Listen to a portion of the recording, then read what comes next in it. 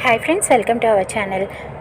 శరణ్యని హాస్పిటల్లో చేర్పించిన తర్వాత ఆనంద చాలా బాధపడుతూ ఉంటుంది. ఇక ఆనందకి అంతా బాగానే ఉంది అని అర్థమైన తర్వాత ఇంటికి వెళ్తుంది. అక్కడ దర్శన్ ఆ లోపే ఇంటికి వచ్చి ఉంటాడు.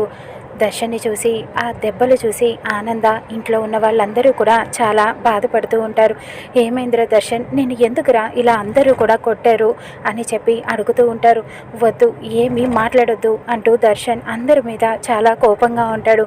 కానీ అందరూ దర్శన్ని చూసి బాధపడుతూ ఉంటారు. ఆనంద ఇంటికి వచ్చేసరికి దర్శన్ని అలా చూసి తట్టుకోలేకపోతుంది. దర్శన్, ఎలా ఉన్నావురా, నేను ఎవరు విడిపించారు అంటూ అడుగుతూ ఉంటుంది.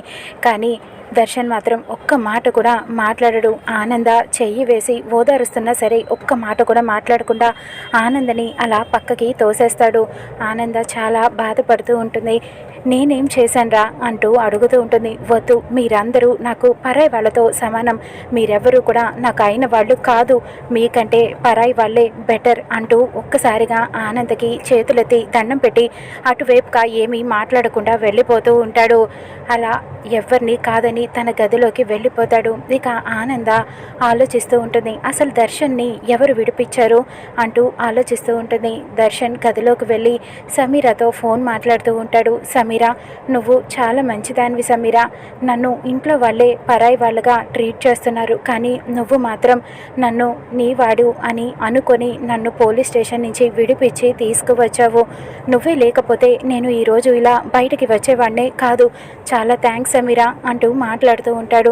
ఆనంద ఈ మాటలన్నీ కూడా వింటుంది.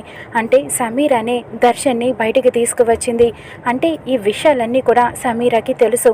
సమీరా అన్నీ తెలిసే నాటకాలు ఆడుతుందన్నమాట. శరణ్యని ఇటు దర్శన్ని విడదీసే ప్రయత్నం చేస్తుందన్నమాట అని ఆలోచిస్తూ ఉంటుంది. ముందు అర్జెంటుగా ఈ సమీరా సంగతి తేల్చాలి అంటూ బయలుదేరి వెళ్తుంది. అటు శరణ్యని హాస్పిటల్లో ట్రీట్మెంట్ చేస్తూ ఉంటారు.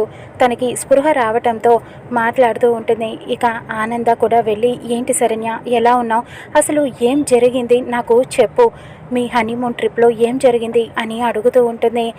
అసలు మీరిద్దరూ ఎందుకు విడిపోయారు, మీరిద్దరికి ఏం జరిగింది, సమీరా ఎందుకు ఇలాగా చేసింది అంటే దర్శన్ అరెస్ట్ విషయం కూడా తెలుసు కాబట్టి అసలు విషయం నాకు చెప్పు అంటూ నిలదీస్తూ ఉంటుంది. కానీ శరణ్య మాత్రం ఆలోచిస్తూనే ఉంటుంది, చెప్పాలా వద్దా అని చెప్పి. ఇకప్పుడు ఆనంద గట్టిగా అడుగుతూ ఉంటుంది, చెప్పు శరణ్య, నువ్వు నిజం చెప్తేనే నేనేమైనా చేయగలను అంటూ ప్రశ్నిస్తూ ఉంటుంది.